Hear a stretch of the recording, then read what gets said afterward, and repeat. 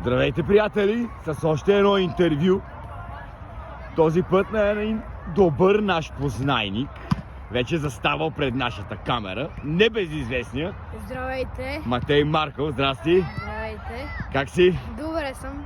Би ли се представил сега вече като човек кой си, защото винаги те хващаме след матч с капитанската лента? Да, аз съм Матей Ивайлов Марков от София, България. Тренирам в Академия Арес София и да.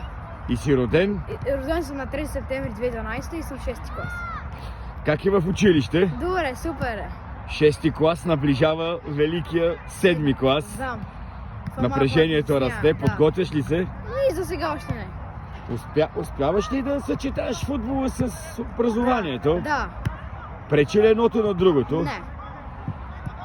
Какво ще кажеш за тренировъчния процес на Арес? Как се чувстваш тук? Чувствам се много добре. Мисля, че една от най-добрите тренировки са тук в цяла София и като цяла България.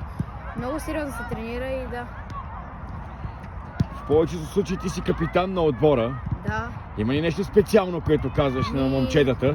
Да. Винаги се надъхваме и взаимно. И аз ги надъхвам и да се подкрепяме. Образованието или футбола? Футбола, разбира се. Образованието мама повече казва. Къде е Матей Марков с капитанската лента след 10 години? Надявам се извън България, може би в Барселона или Манчестър Сити. Добре, баща ти е известен като един от най-бързите състезатели с топка в краката, както знаеме. Да, много Той е добър. небезизвестния Да. Ивайло Марков. Да. Ще го задминеш ли? Да, Неговите надявам се. постижения ще останат ли някъде далеч за теб? Ще го задминя.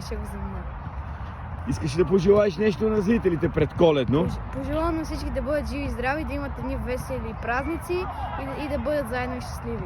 Добре, благодаря ти много за това интервю. Да, Весели благодаря. празници и на теб. Довиждане! Довиждане, това беше всичко от нас за сега.